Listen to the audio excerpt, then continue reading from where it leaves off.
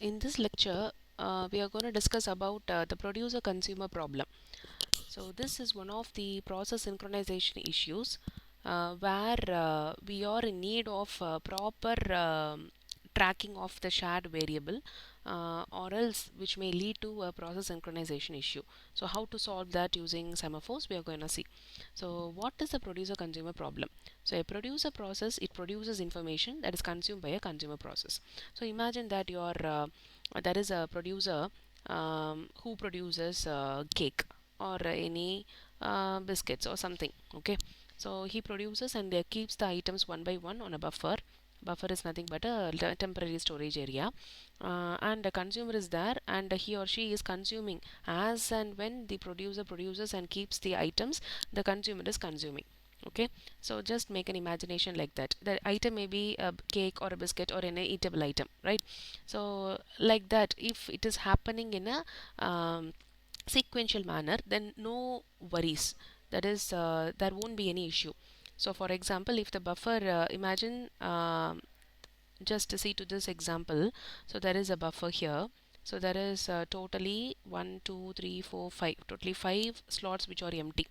So if suppose the producer is producing 5 items at a single turn, and the consumer is now starting its consumption from this buffer. So if suppose the producer has produced 5 items, then there is no problem. After the production of all the 5 items, or after the production of at least one item, the consumer may start its consumption. So there is no problem with the consumer, right? So imagine if suppose the producer is ready to produce, and if suppose the number of slots are only 5, and completely they are already filled. So what happens now? The producer will not be able to produce and keep its item in the buffer. Okay, so now the producer is in the blocked state because he or she, they cannot keep the item into the buffer because the consumer has not started its consumption. And also imagine from the consumer's point of view, if suppose the buffer is full and the producer has not yet produced any item, so in that time the consumer cannot consume any item from here because there is no item here, right? So there is a problem from the consumer side. So unless or otherwise the buffer is completely at least one slot in that buffer is empty, the producer cannot produce an item and fill it in the buffer. And unless or otherwise at least there is one item in the buffer, the consumer cannot consume an item. So this is the initial condition for both the producer and the consumer. So this is what is explained here. So one solution to the producer and the consumer problem is using of the shared memory. The producer and the consumer, they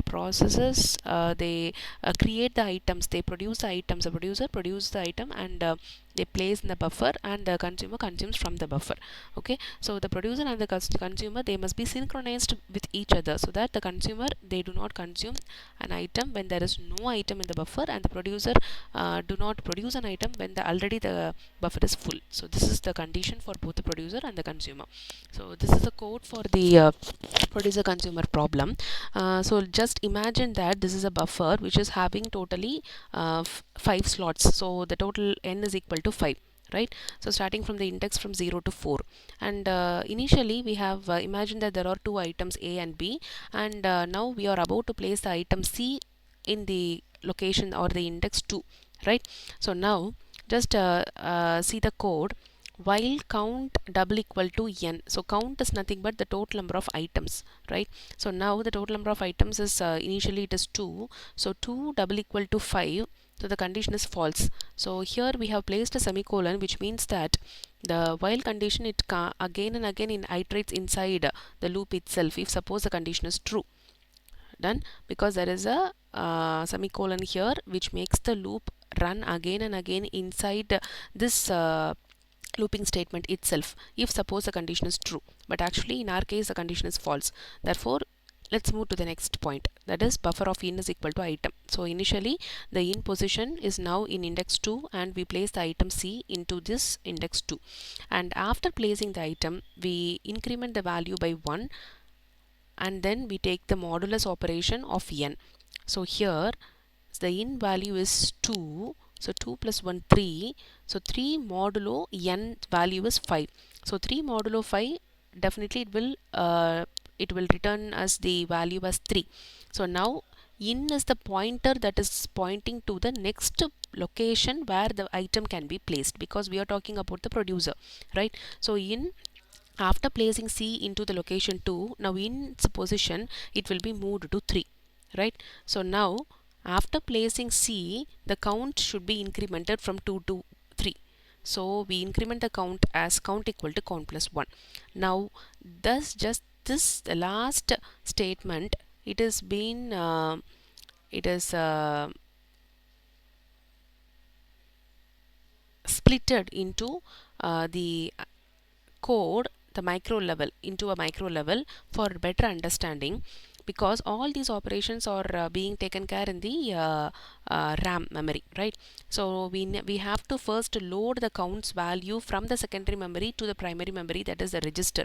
So RP here it denotes the register memory, and after loading from the secondary to the primary, we increment the value of count as count is equal to count plus 1. So an incrementation operation it happens here, and after incrementation again we store back this register's value back to this count, that is the secondary memory. So we have just disintegrated the operations that are happening for this single count equal to count plus 1 statement, right? So this is what a producer this is how a producer produces items and places in the buffer. Okay, so now moving on to the consumer side. So consumer, we know that at least there should be one item in the buffer for the consumer to consume, or otherwise it leads to a problem, right? So now the condition here is count double equal to 0. If it is true, then the loop will be executed iteratively infinite times, right? But now there are two items here, so 2 double equal to 0, definitely the condition is false. So we will be moving to the next statement, that is item C is equal to buffer out. Now the out's position is in the 0th index, so we are taking the value of A and it has been placed in item C. So we have removed A from the 0th position, and after removing we have to place the position, that is the index of out, as it should be moved from 0 to 1. That's why we are making this incrementation operation. So here the out value is 0 at present, so 0 plus 1 1 modulus of n, so 1 mod 5, it will return the value as 1 here. Okay, so now the outs value, it will be incremented from 0 and it is placed to the position 1 after deletion of A, right? So now the counts, there are two items initially, and after deleting the item A, count is equal to count minus 1. We have to decrement the item by 1, therefore count is equal to 1 here. So this statement, count equal to count minus 1, it has been splitted, it is in detail written for a micro level instruction, as a micro level instruction by these three statements. That is, we are first of all taking the count value from secondary memory to the primary register, and we are decrementing, and then again we are storing the value back to the register. So we have just made a detailed view. So the thing that we want to see here is, this is the producer code and this is the consumer code. If suppose these processes are being taken care in a sequential manner, then no problem, there won't be any synchronization problem. If suppose this synchronization problem occurs in case of producing and consuming, then definitely we need to go for a semaphore. So at which point a synchronization problem may occur, so at which point this may happen, because by doing, when we go through this in a sequential manner, then there is no problem. But if we don't do this in a sequential manner, definitely there occurs a problem, because the counts value matters a lot here, because the counts value is initially 2 and it becomes 3, and if suppose there is a context which after doing this placing of item from this to the next consumer code, so definitely there will be some changes in the count value which may lead to data inconsistency. In order to avoid this, we go for the next case, that is the semaphore. So semaphore is nothing but a simple variable which takes care of the process synchronization problems by executing two different operations. One is the wait operation and the other one the signal operation. So semaphores are of two types, either it can be a binary semaphore or a counting semaphore. So binary semaphores, they take the value of only two, that is either 0 or 1, and counting semaphores, they take a value from minus infinity to plus infinity. So imagine there are 10 processes, 10 systems, and there is only one printer available, and the maximum number of resources that is available to a particular system is can be taken as a count of a counting semaphore. Okay, so this we can see with an example. So this semaphore is nothing but a variable which is a non-negative variable, and this semaphore is it helps us to take care of the process synchronization problems by using two different operations. One is wait and the other one is signal. Okay, so wait operation, it is also called a sleep or down operation, and it is denoted by P, and the signal operation, it is denoted by V. It is represented as V, and this is meant by signal wake up or up operation. So these two operations are atomic in nature. So atomicity, we already know mutual exclusion property, that is only one at a time. So either the wait operation may happen or the signal operation may happen. Both operations cannot happen at the same time. Okay, so that is meant by atomicity. So for example, so in this case, if we don't do these two operations at the same time, then we can be very sure that process synchronization issues cannot happen, right? So this is how, this is the way we use semaphores for coming out of the process synchronization problems. Okay, this is the code of a semaphore. So first let's take a look upon this code. So here the semaphore variable is represented as S, and P is the waiting, that is the atomic operation of wait, and V is the atomic operation of signal, right? So now we initialize the value of S as 1. Imagine the value of S as 1 because it's a binary semaphore in our case. So let's assume like that. So 1 double equal to 0, the condition is false. So when the condition is false, we will be entering into the next case, that is S is equal to S minus 1. So initially the value of S is 1 we have seen. So 1 minus 1, the semaphore's value now will become 0, right? So now as it becomes 0, imagine there are two processes P1 and P2. Okay, the first process, it comes in, that is it makes a request to the entry section. So at that time the S value is 1. So 1 double equal to 0, the value, the condition is false, so they come inside, and S is equal to S minus 1. So 1 minus 1, 0, S value has become 0 now, and now the process P1 will be given the access to the critical section, its own critical section region, to enter into its critical section region. Okay, so once P1 has entered into the critical section region, no other process will be allowed to enter into its critical section region. So process P2 has to wait in the ready queue at present, right? So after completion of its execution and updation of the shared variable, now after completion, the P1 process, it will go and it will make a signal. That is, the signal is nothing but it will increment the value of the semaphore again to 1, because currently the value of semaphore has been updated to 0 here. So 0 is equal to 0 plus 1. So the value of S will become 1 here, which in turn it gives a signal to all the other processes which are waiting in the ready queue to take the hold of the CPU now. So whichever process is waiting to take the execution of the critical section can now be ready, and it can get inside its own critical section and make the updation of the shared variable. So this is how we are making a lock for the shared variable by these two operations, that is wait and the signal. Such locks are called as mutex locks. So these are the explanations for binary semaphore and a counting semaphore, and this is a solution that is given to a producer-consumer problem. So we have already seen the code for the producer and the consumer. So if those codes are being executed sequential manner, then no problem, there won't be any issues, or otherwise an issue happens. Okay, so when there is a process synchronization problem, we go for a solution by using the semaphore variables. So here in our case, we have taken two counting semaphore variables called as empty and full. Okay, so these two are counting semaphores, and S is a binary semaphore.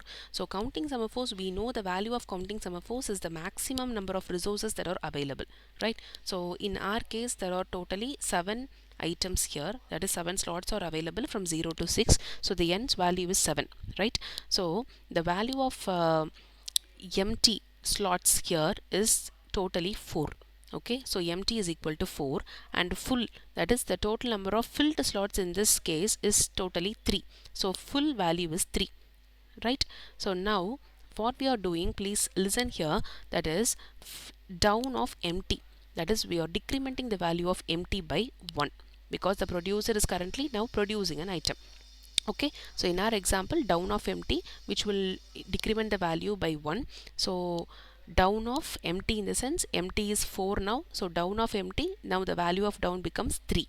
Right, now down of s is the semaphore, that is a binary semaphore. So binary semaphore can take the value of either 0 or 1. So initially the value of s is 1 in our case. So now down of s will make the value of s to become as 0. Right, so after this we are placing the item, buffer of in is equal to item of p. Okay, so here we are placing the item into the slot 3, and then we are incrementing the value of in to one place ahead, that is 3 plus 1 modulus n, modulus of 7. So 3 plus 1 4 modulo 7. So 4 modulo 7, it will give the value as 4, and now the in pointer, it is shifted to 4. Okay, and then we upgrade the value of s. Now the value of s, actually it has down.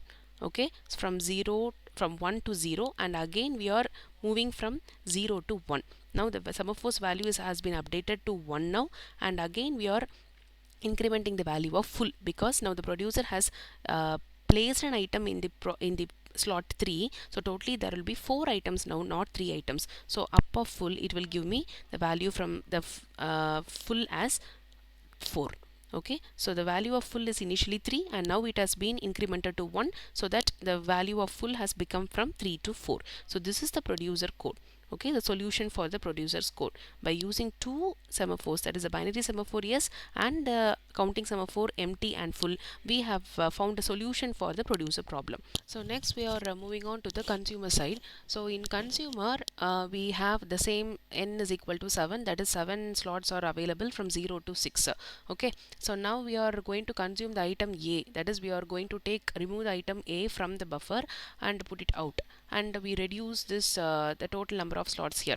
So first of all, the full value is actually 4, because there are 4 items here. So full is value is 4, and empty is 3, only because 3 slots are only empty here, so the empty value is 3 here. So first of all, we decrement the value of the counting semaphore by 1, that is down of 4, it becomes down of 4 means the full value will become 3 here, right, because we are removing A from here. And down of S, initially the value of S is 1, so down of S, it will make the binary semaphores value as 0 here, and then we are removing the item buffer of out, that is we are removing A from the 0th position, and we are incrementing the value of out pointer from 0 to 1 here, and then up of S, and now again we are going to increment the semaphore's value from 0 to 1, because we have completed the operation. So the semaphore's value is updated from 0 to 1, and then we are incrementing the slots, the empty slots value from 3 to 4. So therefore up of empty, because here after removing A, this slot 0th slot will also become empty, right. So totally there will be 4 empty slots here. So this is what a consumer items code is. So if suppose these two are executed in a sequential manner, then there will be no problem. We can have without having any process synchronization problems, we can have the code done. Or else if suppose after completion of this semaphore's down value, that is from 1 to 0, if suppose we are context switching to the consumer, that is the producer, after executing the first 2 lines, if it is moving from here, that is a producer side, to the consumer side, imagine here again we are incrementing, and now the value which is presently in this case, which is that is 0. Imagine after the execution of these two statements, if we switch from producer side to the consumer side, and again if we down S, now the value of S is currently 0, so down of S will become -1, but that is not at all possible. If it happens, actually the semaphore's value is a binary semaphore, we have told, and the semaphore's value is either 0 or 1, so -1 is not at all possible, and the system will go to a blocked state, right. So this should not happen, and after this, so definitely the item should be popped out, and the updations of the S value should happen here, and after that the updations of the empty value should also be done, and after the completion of this sequential process, and then we have to move to the producer side. So if not, definitely the system will go to a blocked state. So this is a problem with the producer consumer in case of process synchronization. So in order to avoid this, we go for this counting semaphore empty and full, and the binary semaphore yes. Okay, and the values of this should be synchronized in a proper way.